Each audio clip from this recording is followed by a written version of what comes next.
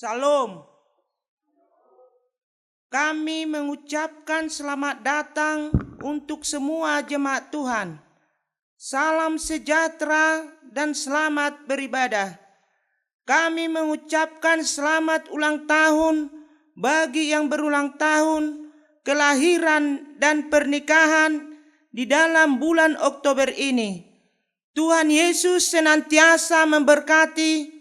Kami mengajak Bapak, Ibu, saudara-saudari untuk mempersiapkan diri memasuki ibadah ini dengan berdoa sejenak di dalam hati kita masing-masing, menyerahkan diri kita kepada Tuhan. Saat teduh kita mulai.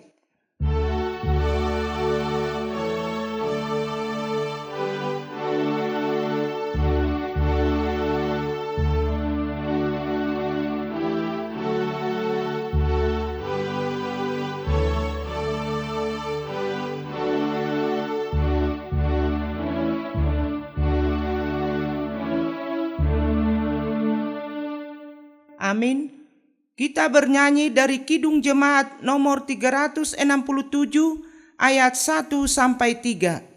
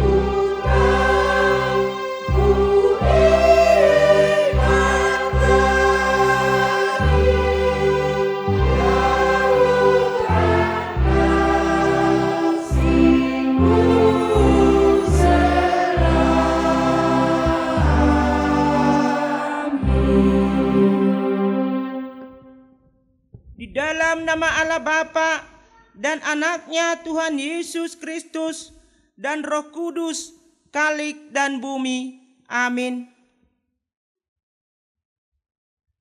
Sebab aku yakin bahwa penderitaan zaman sekarang ini tidak dapat dibandingkan dengan kemuliaan yang akan dinyatakan kepada kita.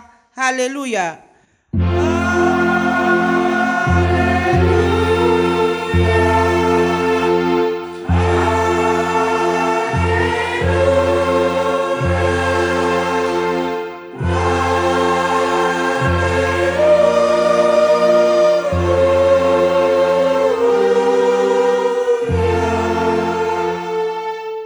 Berdoa.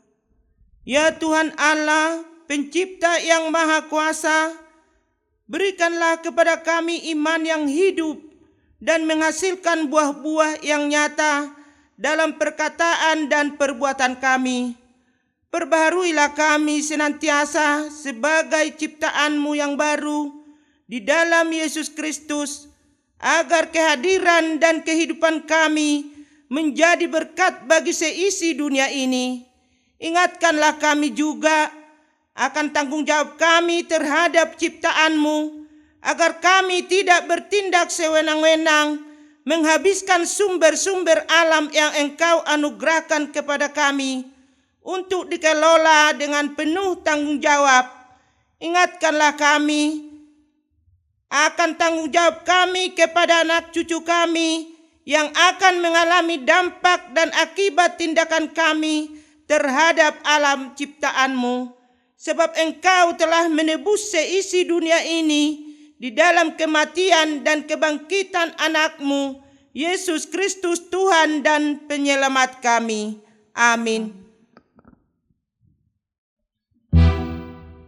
Kita bernyanyi dari Kidung Jemaat 183 ayat 1 sampai 2.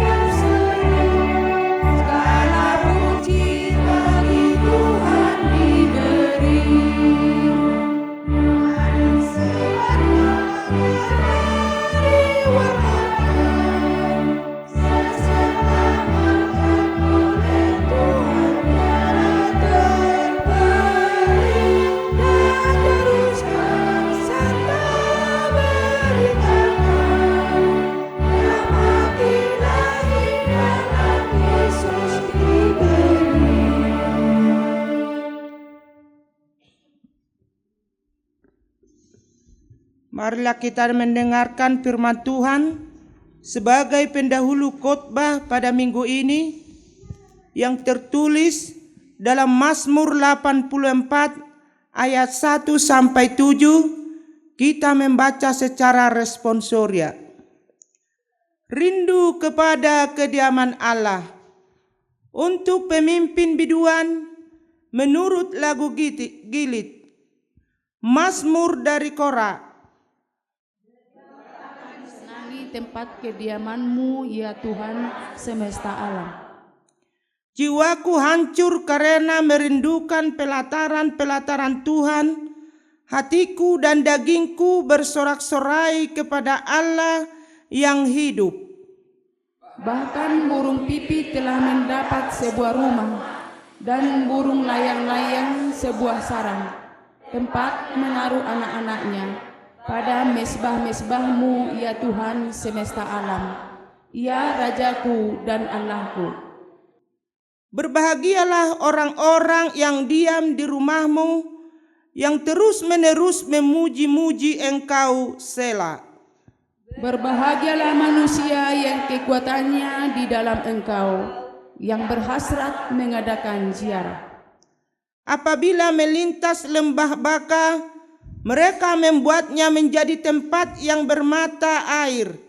Bahkan hujan pada awal musim menyelubunginya dengan berkat. Mereka berjalan makin lama makin kuat, hendak menghadap Allah di Sion. Yang berbahagia ialah mereka yang mendengarkan firman Allah dan yang memeliharanya. Amin.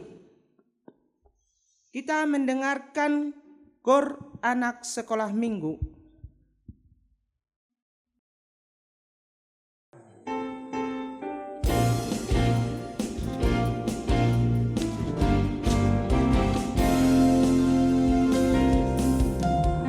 I love you, Jesus, deep down in my heart. I love you, Jesus, deep down in my heart. Think about deep, deep down, down, deep down in my heart. Talk about deep, deep down, down, deep down in my heart. I love you, Jesus, deep down in my heart. I love you, Jesus, deep down in my heart. Think about deep, deep down, down, deep down in my heart. Talk about deep, deep down, down, deep down in my heart. Aku cinta Yesus dalam sungguh. Aku cinta Yesus dalam sungguh. Cintaku dalam sungguh. Cintaku dalam sungguh. Cintaku dalam sungguh.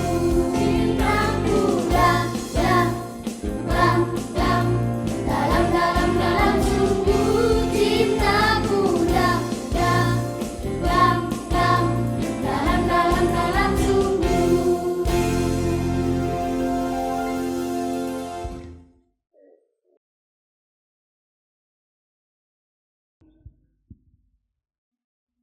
Kita bernyanyi dari Kidung Jemaat nomor 27 ayat 2 tambah 4.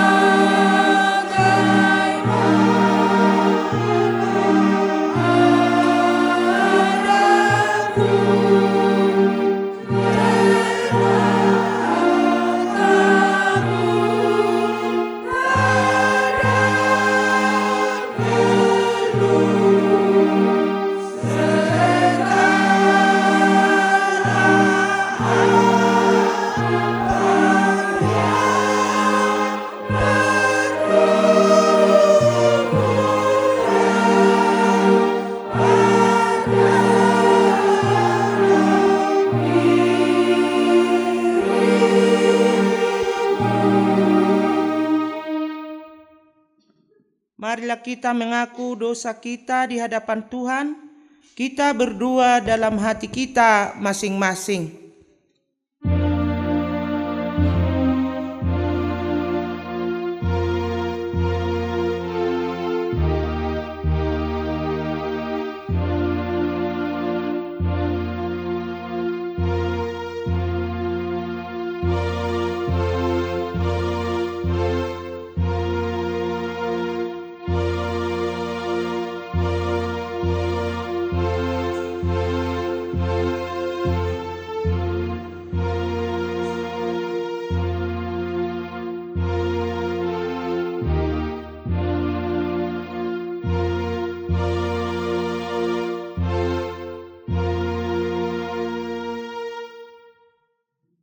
Ya Allah Bapa kami yang Maha Kuasa dan Maha Pengasih, kami orang berdosa yang hina ini datang ke hadapan-Mu yang Maha Suci dan yang Maha Mulia itu untuk menyembah sujud di hadapan-Mu, memohon keampunan atas segala dosa dan kejahatan kami, karena tiadalah kebenaran di dalam diri kami, dan kami senantiasa menyimpang dari jalan-Mu serta melanggar hukum-Mu. Kami tidak memuliakan nama-Mu dari segenap jiwa dan raga kami, dan saudara-saudara kami tidak kami kasihi seperti diri kami sendiri. Oleh karena itu, wajarlah kami kena murka-Mu dan dihukum selama-lamanya.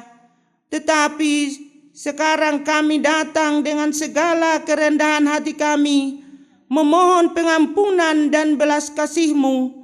Tolong dan kasihanilah kami, ampunilah segala dosa kami, dan berilah kami kekuatan untuk melawan segala kejahatan, agar kami senantiasa hidup di bawah naungan kasih Yesus Kristus Tuhan kami. Amin. Janji Tuhan tentang pengampunan dosa. Hanya sesaat lamanya aku meninggalkan engkau, tetapi karena kasih sayang yang besar, aku mengambil engkau kembali. Dalam murka yang meluap, aku telah menyembunyikan wajahku terhadap engkau. Tetapi dalam kasih setia abadi, aku telah mengasihi engkau. Firman-Mu Tuhan penebus-Mu. Segala kemuliaan bagi Allah di tempat yang maha tinggi. Amin.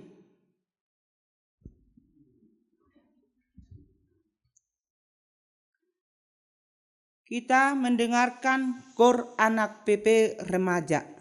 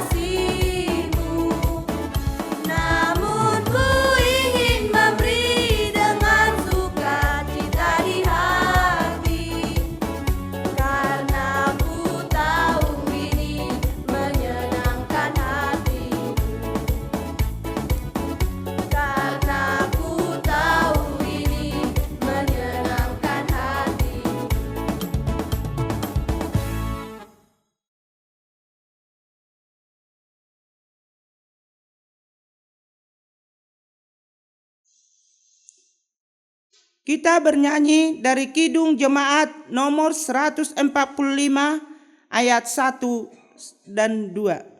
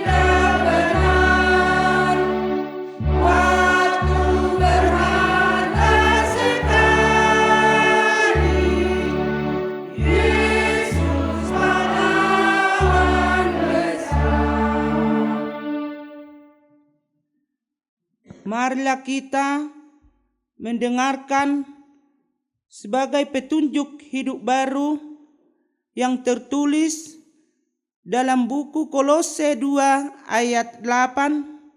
Beginilah bunyi firman Tuhan. Hati-hatilah supaya jangan ada yang menawan kamu dengan filsafatnya yang kosong dan palsu, menurut ajaran turun-temurun dan roh-roh dunia, tetapi tidak menurut Kristus. Marilah kita sama-sama memohon kekuatan dari Tuhan. Ya Allah Bapa kami, berilah kami kekuatan untuk melakukan yang sesuai dengan kehendak-Mu. Amin. Kita dengarkan KOR Punguan Inak.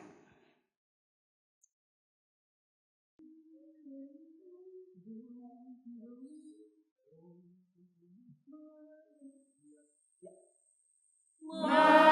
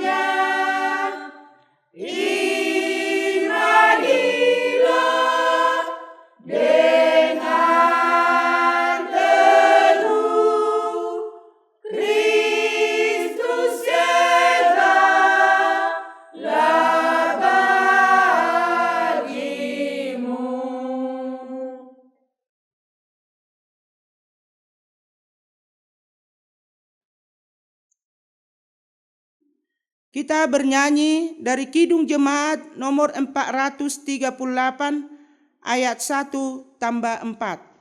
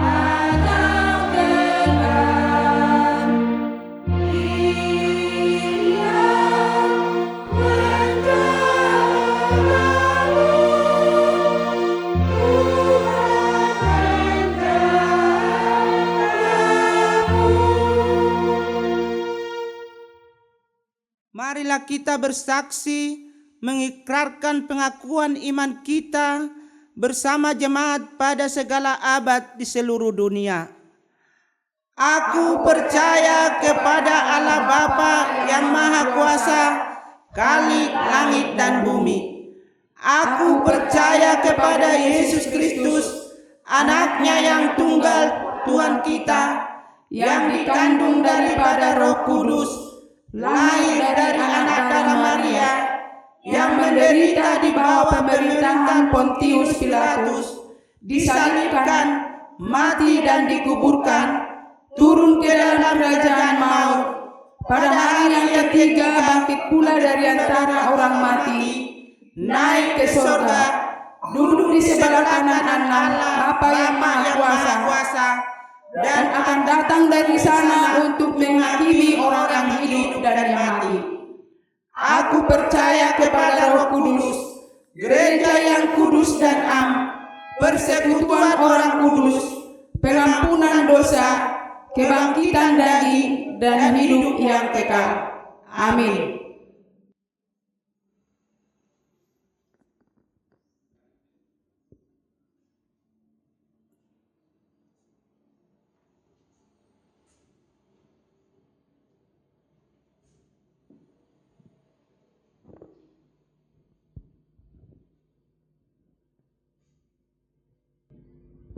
Mari kita bersatu dalam doa. Bapa kami yang di surga, kami bersyukur kepadamu atas belas kasih Tuhan yang kami terima di sepanjang hidup kami. Hingga hari ini kami sehat dan mampu untuk datang beribadah kepadamu. Itu pun belas kasihan Tuhan kepada kami. Ya Tuhan, berkatilah kami semua yang bersekutu beribadah hari ini, juga umat-Mu yang ikut beribadah di acara Nusantara TV ini. Kami yang sedang sakit Engkau sembuhkanlah, kami yang bersedih Engkau hiburkanlah, kami yang lemah Engkau kuatkan. Berkatilah anak-anak kami, generasi gereja-Mu, kiranya mereka bertumbuh menjadi anak yang takut, akan Tuhan dan menjadi terang di tempat mereka berada. Berkatilah seluruh gerejamu di seluruh dunia ini, secara khusus gereja kami GKPI Pintu Bosi, gereja yang kecil yang sedang berjuang. Berkatilah pemerintah kami, negara Indonesia. Berkatilah semua yang terlibat memajukan negara kami. Tuhanlah kiranya jaga memberkati pendidikan, perekonomian, dan kesehatan di negara kami, agar semakin maju dan jaya. Berkatilah ya Tuhan TV Nusantara dan semua karyawannya. Inilah doa kami di dalam Yesus Kristus Tuhan kami. Kami berdoa. Terima kasih Tuhan. Amin.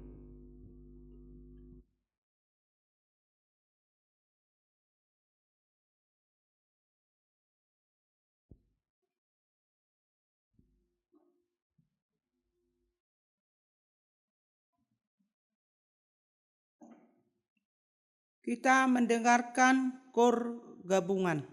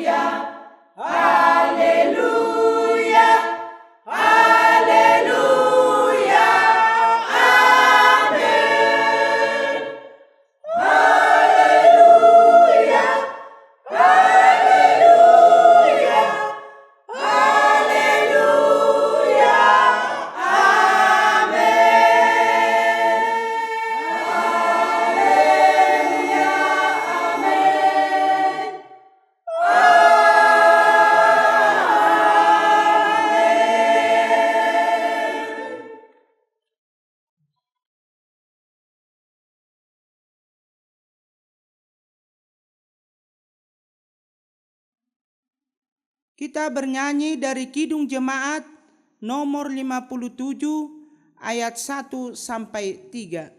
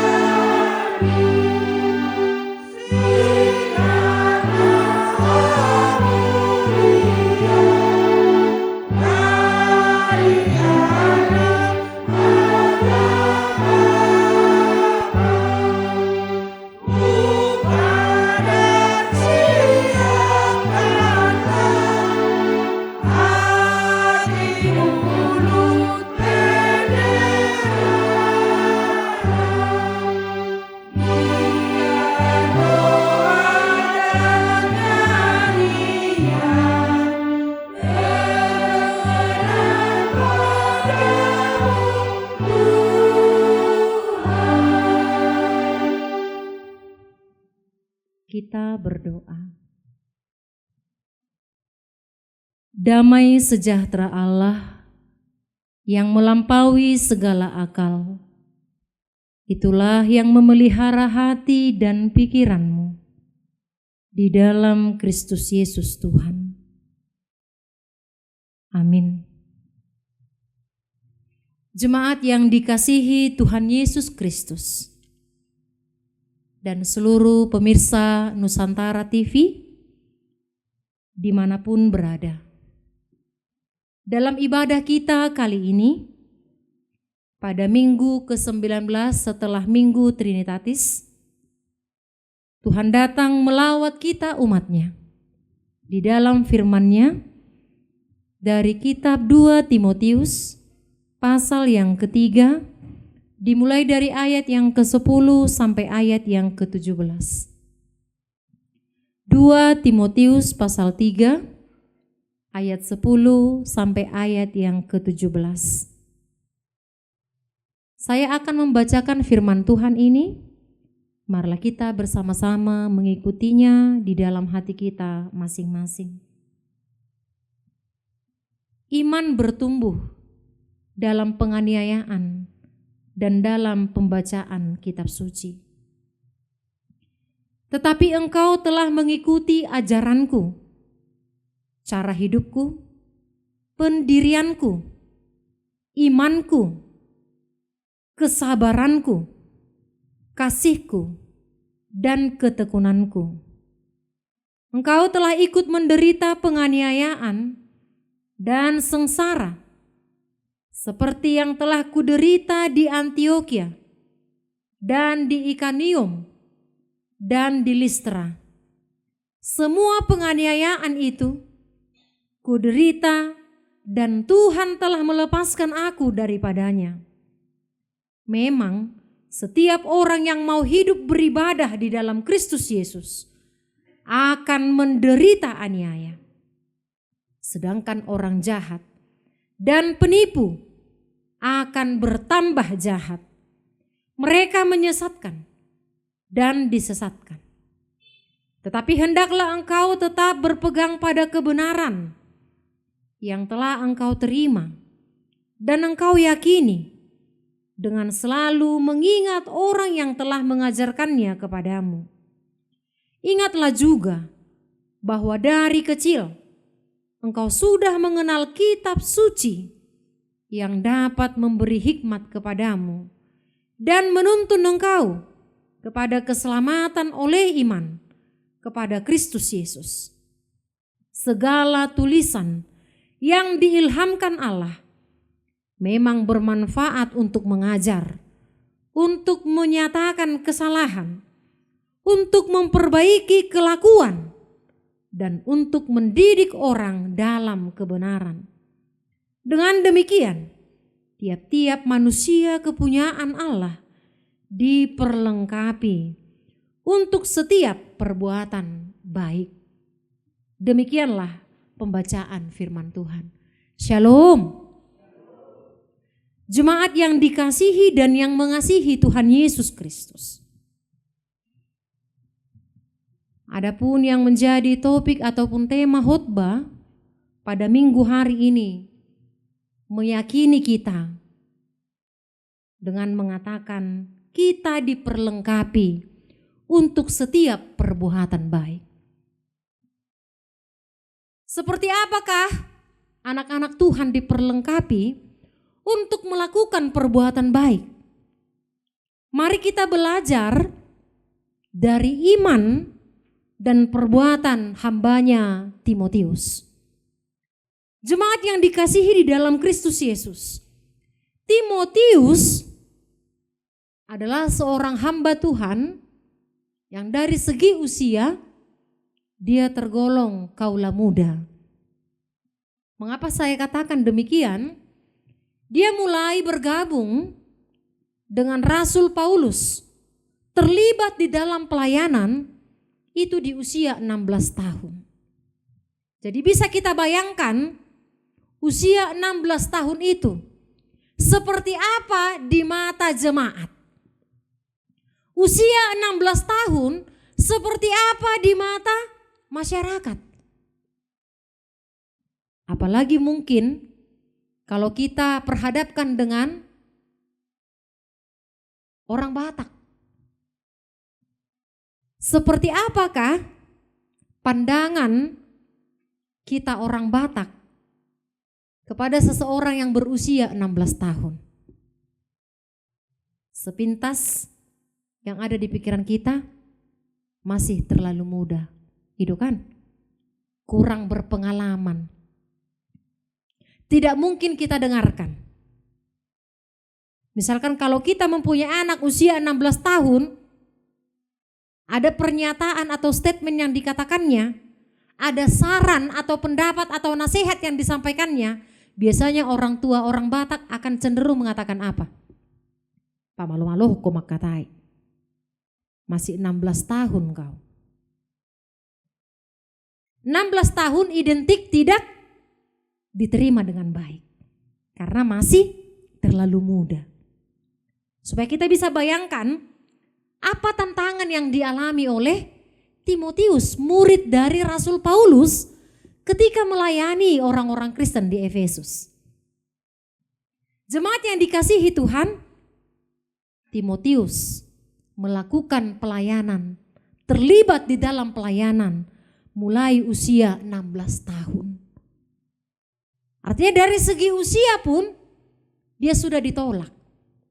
Dia sudah tidak dianggap. Dia sudah tidak diterima. Lalu jemaat yang dikasihi di dalam Kristus Yesus. Konteks Efesus itu adalah komunitas yang sangat menghormati tua-tua. Yang sangat mengutamakan nasihat-nasihat para tua-tua. Ketika Timotius hadir di sana, kita bisa bayangkan bahwa Timotius mengalami penolakan. Dan bukan hanya penolakan jemaat yang dikasihi Tuhan. Timotius juga menghadapi banyak tantangan, yaitu ajaran-ajaran yang menyesatkan. Ajaran yang ada saat itu bermacam-macam dan mendominasi itu adalah ajaran palsu, ajaran sesat. Dan orang-orang yang menyampaikan ajaran sesat ini adalah sebenarnya orang-orang yang diakui. Tetapi ajaran itu salah. Bagaimana Timotius meyakinkan mereka agar menerima pengajaran yang disampaikannya? Karena ajaran yang dibawanya lah Injil yang sebenarnya. Kabar keselamatan yang sesungguhnya. Ajaran yang asli yang berasal dari Kristus. Tidak dengan mudah dia menyampaikan firman Tuhan di tengah-tengah jemaat yang dilayaninya. Lalu jemaat yang dikasihi di dalam Kristus Yesus, Timotius adalah seorang pemalu. Parila. Jadi mungkin bisa kita bayangkan seorang pemalu diharuskan melayani. Diharuskan tampil, diharuskan berjumpa dengan orang-orang Kristen di Efesus. Sementara dia adalah seorang pemalu. Kita bisa bayangkan bagaimana dia setiap hari ketika mau berbicara, ketika mau memimpin doa atau ketika mau melayani, pasti dia menjadi takut, demam panggung. Mungkin di antara kita ada orang yang pemalu ya, tapi itu jauh lebih baik daripada orang yang tidak tahu malu, ya kan? Jemaat yang dikasihi di dalam Kristus Yesus, orang yang pemalu identik dengan orang penakut, iya kan? Penakut. Aduh, nanti bagaimana ya? Aduh, nanti aku salah. Aduh, kira-kira keterima enggak ya? Aduh, kira-kira aku bisa enggak ya? Jadi kita bisa bayangkan apa yang sedang diperangi oleh Timotius. Bukan hanya orang yang menolaknya, tetapi dirinya juga harus diperanginya. Harus melawan sifat pemalunya. lalu jemaat yang dikasihi di dalam Kristus Yesus. Tetapi dengan banyaknya tantangan yang dialaminya, apa yang dikatakan Paulus pada ayat yang ke-10 yang telah kita baca tadi. Ini adalah surat Apostel Paulus kepada Timotius yang kedua kalinya. Dikatakan oleh Paulus, tetapi engkau telah mengikuti ajaranku, cara hidupku, pendirianku, imanku, kesabaranku, kasihku, dan ketekunanku. Artinya jemaat yang dikasihi Tuhan, walaupun banyak tantangan, walaupun banyak penolakan, penganiayaan yang dialami oleh seorang Timotius, tapi dia berhasil menghadapi dan mengatasi penganiayaan itu. Itu sebabnya Paulus katakan, engkau telah berhasil mengikuti ajaranku, cara hidupku. Seperti apa cara hidup Paulus? Menunjukkan keteladanan yang baik. Engkau telah mengikuti pendirianku. Seperti apa pendirian Paulus? Kokoh, teguh, kuat, percaya diri, tangguh. Dan engkau telah mengikuti imanku. Bagaimana iman Paulus? Tangguh, kokoh, seperti batu karang. Engkau juga telah mengikuti kesabaranku. Paulus itu sabar menderita. Engkau mengikuti kasihku. Sekalipun dia ditolak, sekalipun dia tidak dianggap, tapi dia tetap dengan penuh kasih memberitakan firman Tuhan. Dan engkau telah berhasil mengikuti ketekunanku. Ketekunan dalam bahasa Batak dikatakan habengeton. Habengeton, ketekunan identik dengan setia. Itu kan? Kalau dikatakan benget, itu berarti tekun, itu berarti setia. Jemaat yang dikasihi di dalam Kristus Yesus, banyak orang baik, tapi belum tentu setia di dalam kebaikan. Bisa saja di awal-awal dia baik. Bisa aja dia baik ketika ada maksudnya. Tapi setelah dia mendapatkan itu, dia tidak lagi baik. Banyak orang baik, tapi belum tentu banyak orang yang setia. Banyak orang yang kuat, tapi belum tentu banyak yang setia. Karena mungkin di awalnya dia masih kuat, tapi karena banyaknya pergumulan itu, dia tidak lagi sanggup sehingga tidak setia. Banyak yang bersemangat, ayo semangat kita beribadah, ayo semangat kita membangun. Tapi itu di awalnya saja. Apakah banyak yang setia? Belum tentu. Jemaat yang dikasihi di dalam Kristus Yesus, yang menarik dari diri Timotius, dia berhasil mengikuti jejak Paulus, yaitu tekun, bengit, setia. Jemaat yang dikasihi di dalam Kristus Yesus, yang Tuhan inginkan adalah kesetiaan, ketekunan, habengeton, bukan sebatas kebaikan. Banyak yang baik, tapi belum tentu setia di dalam kebaikan itu. Jemaat yang dikasihi di dalam Kristus Yesus, dan apa yang dikatakan Paulus kepada Timotius, engkau telah ikut menderita penganiayaan dan sengsara, seperti yang telah kuderita juga. Dan semua penganiayaan itu kuderita, dan Tuhan telah melepaskan aku daripadanya. Memang setiap orang yang mau beribadah dengan tekun kepada Tuhan akan mengalami penderitaan penganiayaan. Sedangkan orang yang jahat dan penipu, mereka akan bertambah jahat. Mereka akan bertambah-tambah menyesatkan dan disesatkan. Tetapi biarlah kita tetap berpegang kepada kebenaran yang telah kita terima. Jemaat yang dikasihi di dalam Kristus Yesus. Kalau tadi tema khotbah dalam ibadah kita minggu kali ini dikatakan diperlengkapi untuk setiap perbuatan baik. Apa yang memampukan Timotius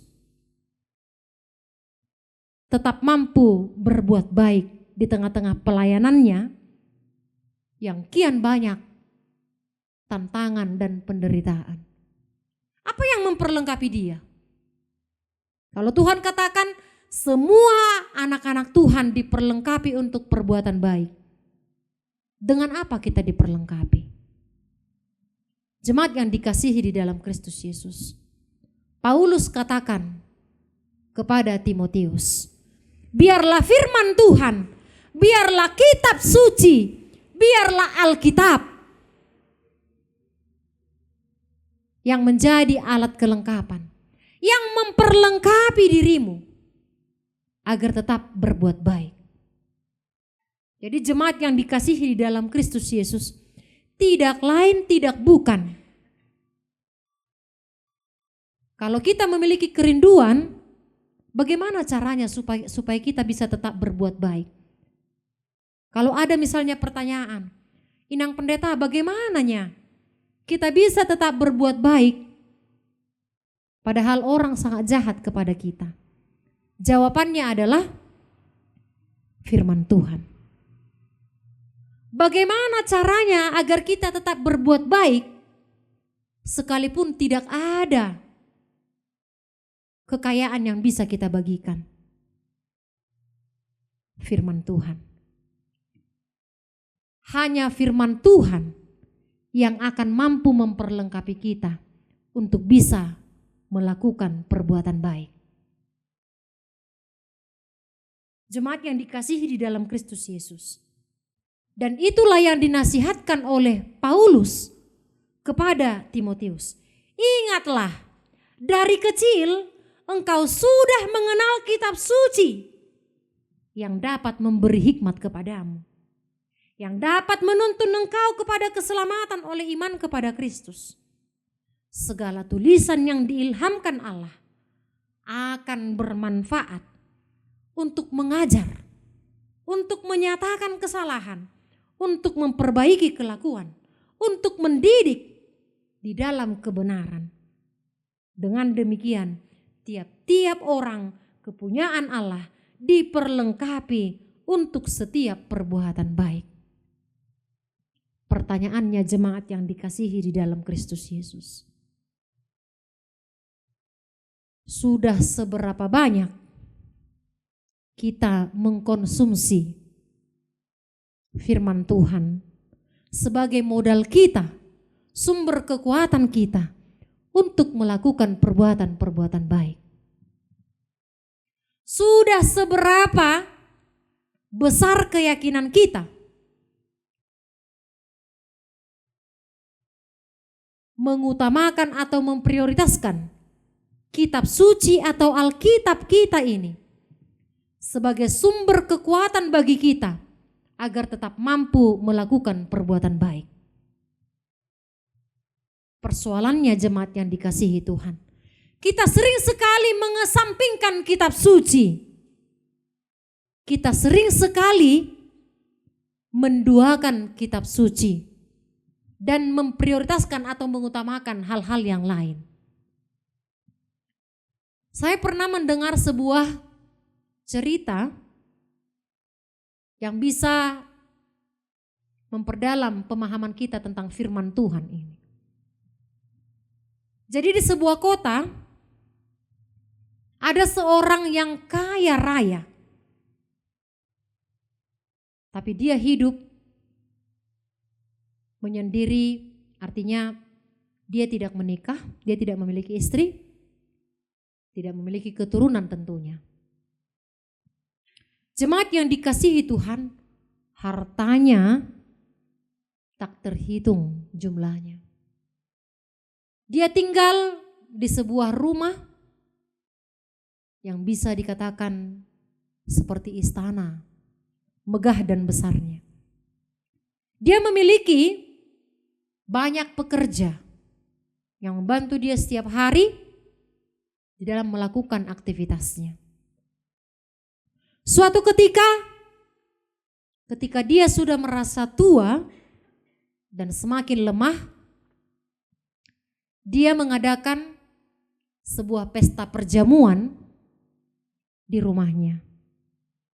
Tetapi pesta ini khusus diadakan hanya untuk karyawan-karyawan di istananya.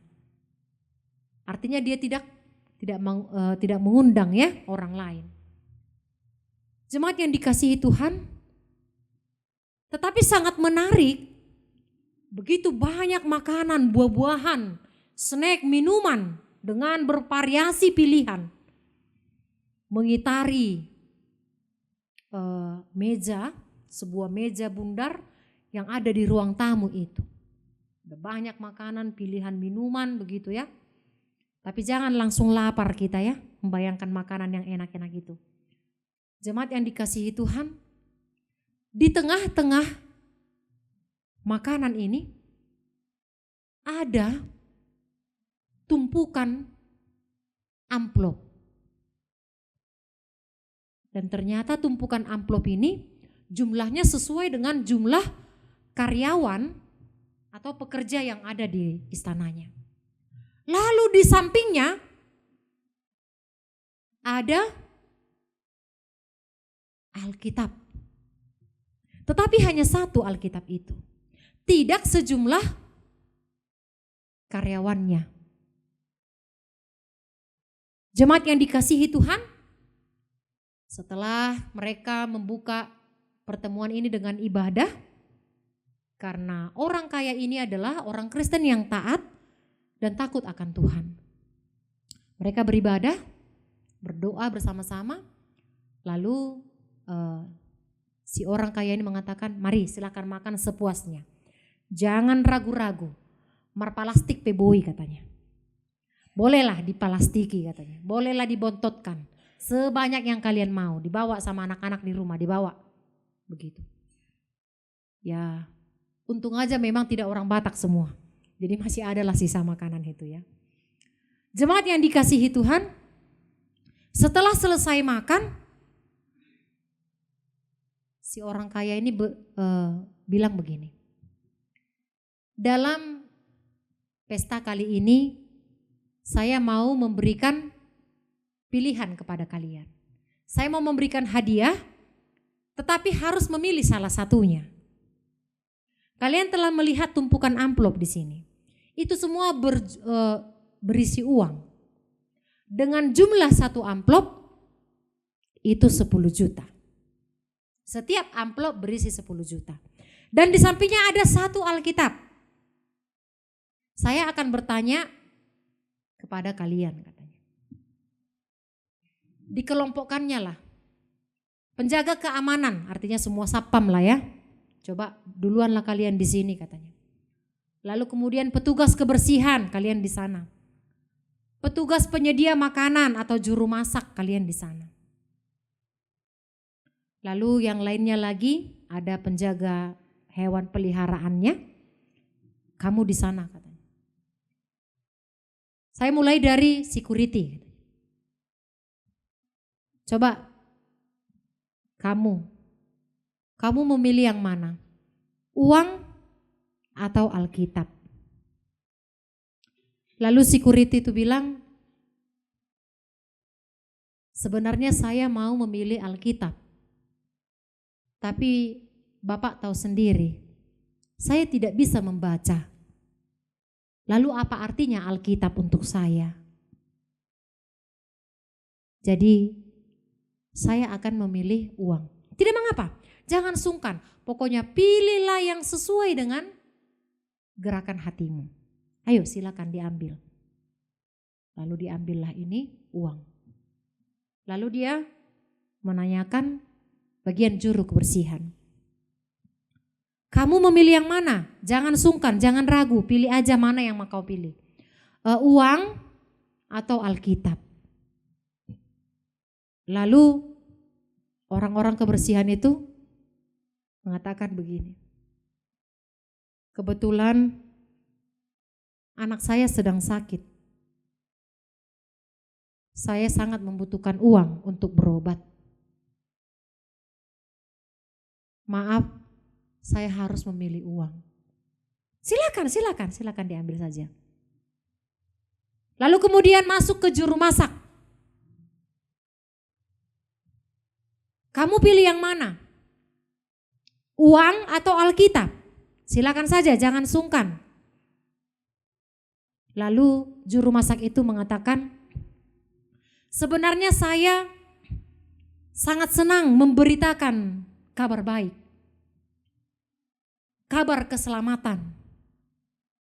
Tetapi terkadang saya tidak sempat untuk membaca Alkitab. Saking saya sibuknya. Bahkan untuk membaca menu-menu makanan atau cara membuat makanan,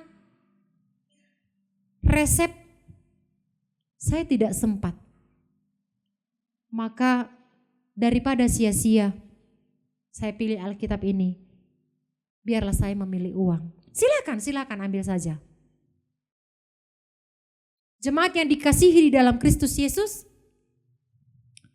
hanya ada satu orang lagi yang tersisa.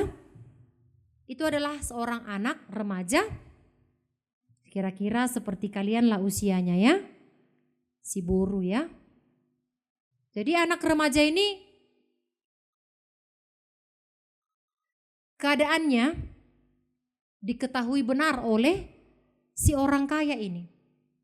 Dia mempunyai orang tua yang sakit-sakit. Dia juga mengetahui bahwa mereka sangat miskin, untuk makan pun sangat sulit. Jadi orang kaya itu sudah tahu benar anak itu pasti memilih uang. Sehingga dia katakan, sini kamu penjaga peliharaan saya, ayo ambil uangnya.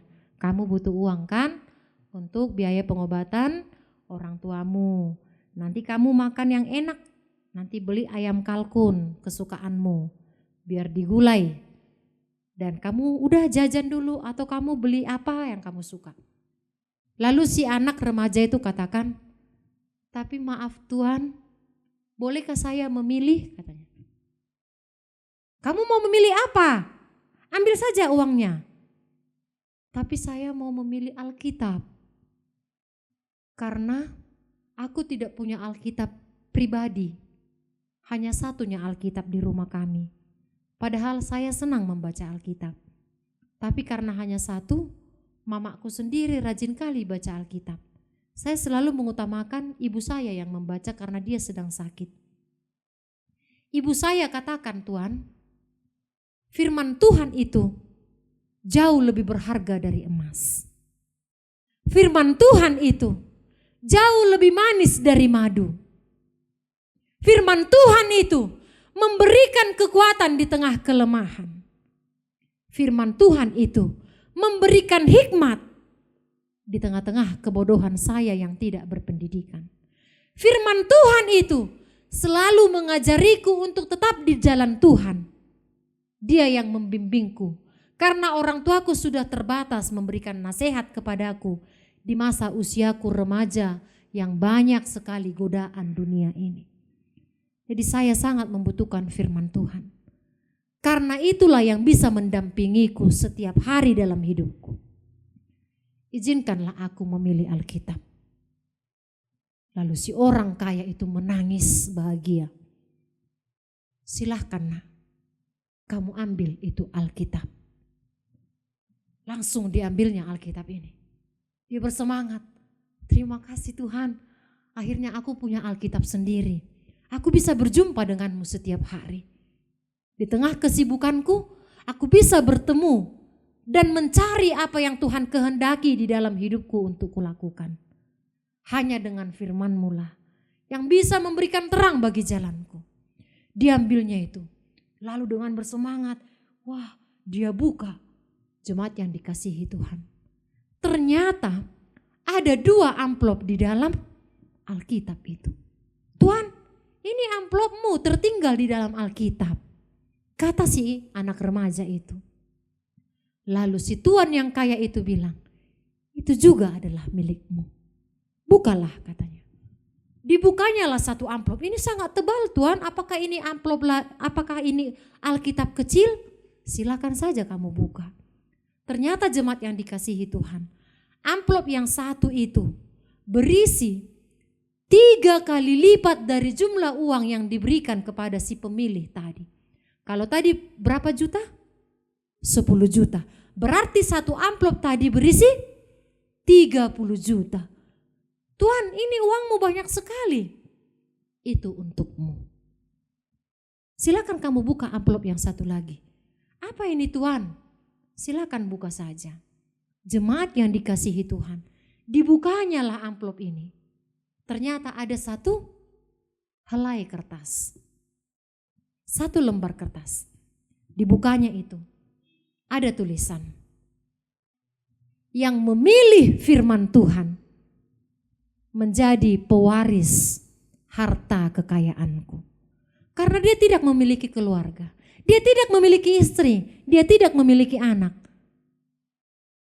Karena orang yang hidup di dalam Tuhan, hanya dialah yang akan menjadi pewaris kerajaan Allah. Termasuk segala kekayaan, termasuk segala harta benda yang berasal dari Tuhan. Itu hanya akan diberikan kepada orang yang benar-benar memilih firman Tuhan itu di dalam kehidupannya. Jemaat yang dikasihi Tuhan, dia tertunduk. Si orang kaya itu bilang, kamu telah memilih bagianmu, dan yang lainnya telah memilih bagiannya. Jemaat yang dikasihi di dalam Kristus Yesus, 3 dari karyawan tadi itu bisa kita. Alasan kita tidak bisa membaca. Tapi ketika firman Tuhan sudah dibacakan atau diperdengarkan, kita memilih mengantuk. Kita memilih menutup televisi Nusantara ketika ada siraman rohani. Gantilah, bosan. Iya kan? Membosankan. Inang pendetanya yang datang, panjang kalinya nanti khotbahnya inang pendeta Bortapea. Gak usahlah kita ibadah. Alasan kita banyak tidak bisa membaca. Alasan kita banyak, kita kan tidak ahli teologi, tidak paham apa artinya kita baca, kita tidak pahami. Tapi ketika firman Tuhan diperdengarkan, ketika Tuhan berbicara pun kita tutup telinga. Mungkin kita ada di bagian itu. Atau mungkin kita di bagian tukang bersih-bersih. Tuhan, anakku sedang sakit. Aku butuh uang. Firman-Mu tidak bisa menyembuhkan anakku. Firman-Mu tidak bisa kujual ke rumah sakit, ke dokter, agar anakku ditangani. Biarlah aku memilih uang. Dalam kehidupan kita, Bapak Ibu, anak-anak kami yang dikasihi Tuhan Yesus Kristus, sering kita menjengkali, mengukur kekuatan firman Tuhan yang mampu memberkati kita. Seakan-akan uang adalah segalanya. HP hatani Tuhan hidup, namar huaso. Uang memang berkekuatan, tetapi firman Tuhan berkuasa. Atau mungkin kita ada di kelompok juru masak itu. Memang aku suka memberitakan berita sukacita. Memang aku suka memberitakan Injil. Tapi aku tidak sempat membaca firman Tuhan. Aku tidak sempat membaca Alkitab. Bahkan membaca resep pun aku tidak sempat karena sibukku. Mungkin kita ada juga di bagian ini. Kita pendeta, kita penatua, kita dipercayakan oleh Tuhan sebagai pemberita firman. Tetapi di situ kita khotbah, di situlah kita membaca. Tidak kita sempatkan untuk persiapan diri. Gak sempat karena banyak kali tugasku.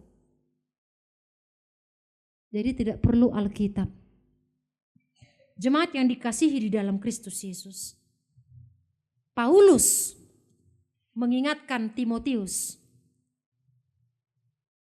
segala tulisan yang diilhamkan Allah bermanfaat untuk mengajar.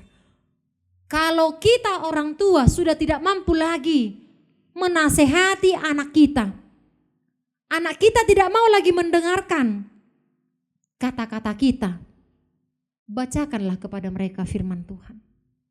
Biarlah Tuhan yang berbicara kepada mereka. Karena firman Tuhan itu bermanfaat untuk mengajar. Firman Tuhan itu bermanfaat untuk menyatakan kesalahan. Kalau kita menegur sesama kita yang salah, mereka tersinggung, maka sampaikan saja firman Tuhan. Kan hatani Tuhan dona madok. Kan firman Tuhan kan katakan janganlah ada iri dengki di dalam dirimu. Jadi janganlah kamu iri kepada temanmu. Sampaikan saja firman Tuhan. Karena firman Tuhan itu berkuasa menyatakan kesalahan. Firman Tuhan itu berkuasa memperbaiki kelakuan. Berkuasa untuk mendidik orang di dalam kebenaran. Jemaat yang dikasihi di dalam Kristus Yesus. Sebagai penutup khotbah pada minggu hari ini. Kalau kita membaca Mazmur pasal 19 ayat 8 sampai ayat yang ke-10. Dikatakan di sana. Firman Tuhan itu sempurna. Menyegarkan jiwa. Firman Tuhan itu teguh. Memberikan hikmat kepada orang yang tak berpengalaman. Firman Tuhan itu tepat, menyukakan hati. Firman Tuhan itu murni, membuat mata bercahaya. Takut akan Tuhan itu suci. Tetap ada untuk selamanya. Firman Tuhan itu benar, adil semuanya. Oleh karena itu jemaat yang dikasihi di dalam Kristus Yesus. Kalau kita rindu untuk berbuat baik, maka Tuhan memperlengkapi kita untuk melakukan perbuatan baik itu lewat firman-Nya, lewat kitab suci, lewat Alkitab yang telah diilhamkan oleh Tuhan. Amin. Kita berdoa. Terima kasih Tuhan untuk firman-Mu yang Engkau sampaikan kepada kami. Firman-Mu yang kami imani dan kami aminkan mampu mengajar kami, membimbing, mendidik, mengubahkan hati kami, bahkan memberikan keselamatan kepada kami. Biarlah kiranya firman-Mu ini kami terima, kami hidupi, kami imani, dan berbuah di dalam kehidupan kami sehari-hari. Berkatilah gereja-Mu ya Tuhan, secara khusus gereja-Mu GKPI Pintu Bosi Resort Sipoholon 1, gereja-Mu yang sangat kecil ini, yang berjuang bersama-sama ya Tuhan, untuk membangun baik persekutuan maupun fisik gedung gereja-Mu ini. Berkatilah ya Tuhan seluruh pekerja TV Nusantara, mulai dari direktur, pimpinan tertinggi sampai kepada karyawan mereka. Biarlah mereka Tuhan semakin Tuhan berkati di tengah-tengah keluarga, semakin Tuhan persatukan. Anugerahkan kepada mereka keselamatan dan sukacita itu ya Tuhan. Agar di dalam melakukan pelayanan lewat pengambilan siaran-siaran yang akan mereka siarkan, khususnya siraman rohani ya Tuhan. Ibadah-ibadah itu semakin bersemangat dan semakin dikuatkan. Terima kasih ya Tuhan. Di dalam Kristus Yesus kami berdoa kepadamu. Amin.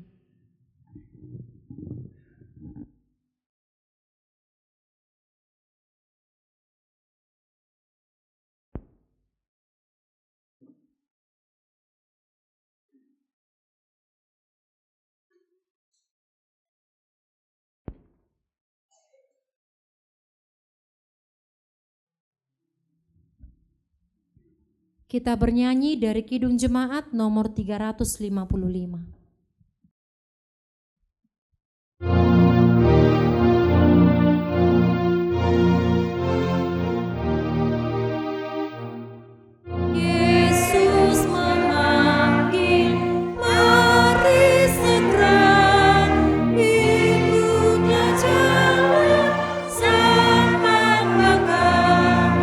Jangan sesat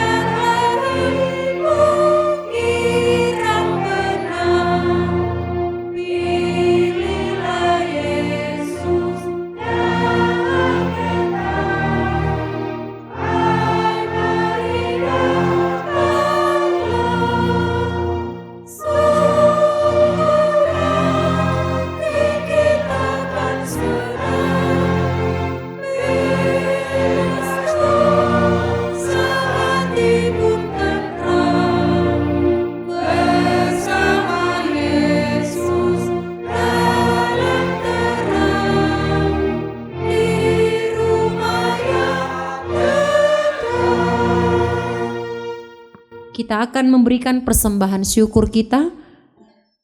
Kami bacakan firman Tuhan yang menjadi landasan bagi kita untuk memberikan persembahan syukur kita. Kejadian 4 ayat yang keempat, demikianlah firman Tuhan. Habel juga mempersembahkan korban persembahan dari anak sulung kambing dombanya, yakni lemak-lemaknya. Maka Tuhan mengindahkan Habel dan korban persembahannya itu. Demikianlah firman Tuhan.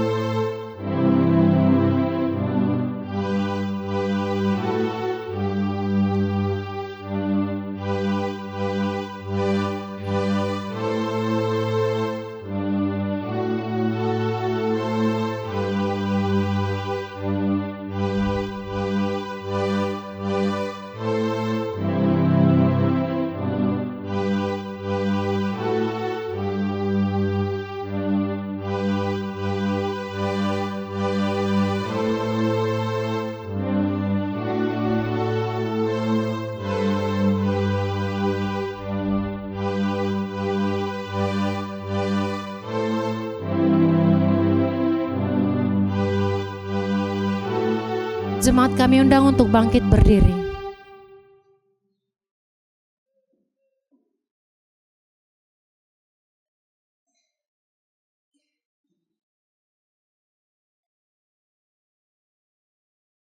Marilah kita membawa persembahan kita ke hadapan Tuhan, kita berdoa.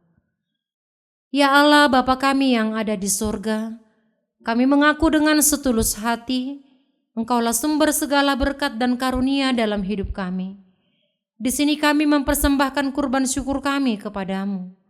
Terimalah persembahan umat-Mu dan berkatilah menjadi alat kesaksian, persekutuan dan pelayanan jemaat-Mu ini. Jadikanlah hidup kami persembahan yang berkenan kepadamu. Dan pakailah hidup kami untuk turut menghadirkan tanda-tanda kerajaan-Mu lewat kasih, keadilan, damai sejahtera, dan sukacita. Bukalah hati kami oleh Roh Kudus-Mu, agar kami senantiasa mengucapkan syukur kepadamu. Di dalam nama Yesus Kristus Tuhan kami. Amin.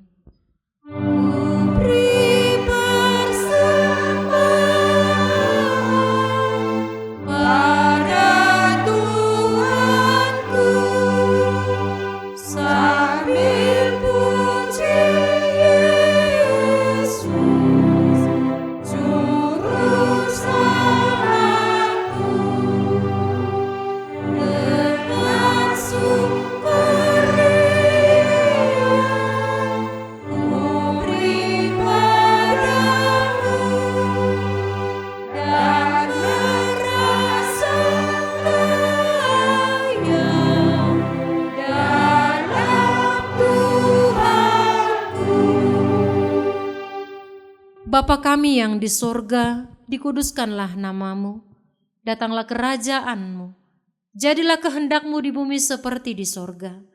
Berikanlah kami pada hari ini makanan kami yang secukupnya, dan ampunilah kami akan kesalahan kami, seperti kami juga mengampuni orang yang bersalah kepada kami.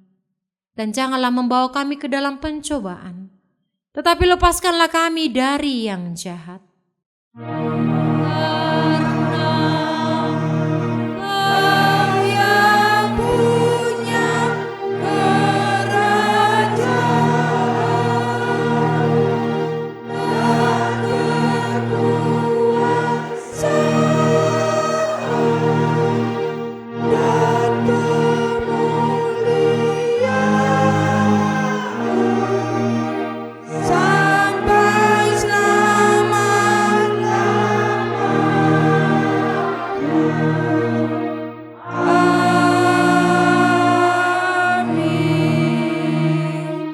Jemaat yang dikasihi Tuhan, pulanglah dengan damai sejahtera dan penuh sukacita.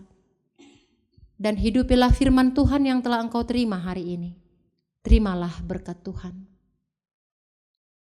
Tuhan memberkati engkau dan melindungi engkau. Tuhan menyinari engkau dengan wajah-Nya dan memberi engkau kasih karunia. Tuhan menghadapkan wajah-Nya kepadamu dan memberi engkau damai sejahtera.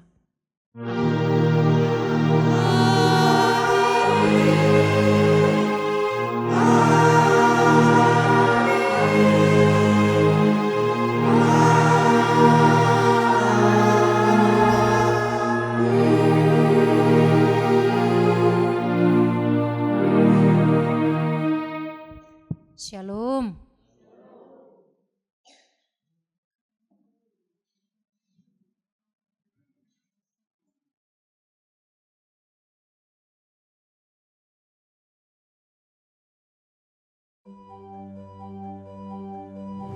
Terima kasih kami ucapkan atas nama Jemaat GKPI Pintu Bosi. Pada hari ini, Minggu 26 Oktober 2025, Gereja GKPI Pintu Bosi terletak di Desa Situmianga Sundutan, Pintu Bosi, Kecamatan Sipoholon, Kabupaten Tapanuli Utara, wilayah 6 Silindung. Dengan ini kami berjumlah ruas atau jemaat 20 kepala keluarga, di mana 20 keluarga ini satu sebagai saya sendiri sebagai guru jemaat, dan di antara penatua ada 5 orang. Sejak berdirinya GKPI Pintu Bosi pada tahun 1984, kami Gereja GKPI Pintu Bosi melaksanakan ibadah setiap hari Minggu masuk jam 10.30 WIB, dan anak sekolah minggu melaksanakan ibadah jam 8 WIB. Adapun Gereja GKPI Pintu Bosi dengan satu punguan ina dan satu PP remaja dan anak sekolah minggu, di mana punguan ina melaksanakan kegiatan belajar KOR pada hari Kamis jam 4 sore, dan anak PP remaja kami melaksanakan pelajaran KOR pada hari Sabtu jam 7 malam. Kami dari KOR Gabungan GKPI Pintu Bosi melaksanakan kegiatan untuk melatih KOR setelah usai ibadah minggu kira-kira pukul 1 siang. Dan pada hari ini kami membutuhkan bantuan amang-inang saudara-saudari kami dimanapun kerannya berada. Pada hari ini belum sepenuhnya terpenuhi pembangunan Gereja GKPI Pintu Bosi, dan terlebih dahulu waktu gempa yang tahun-tahun lalu, karena banyak kerusakan di badan gereja, maka ini kami memohon kepada seluruh pendengar suara Nusantara TV, kami memohon uluran tangan supaya dapat membantu kami untuk memperbaiki ibadah gereja kami ini. Semoga rencana kami untuk kedepannya Tuhan yang melakukan yang terbaik untuk kita semua. Terima kasih dan Shalom. Horas.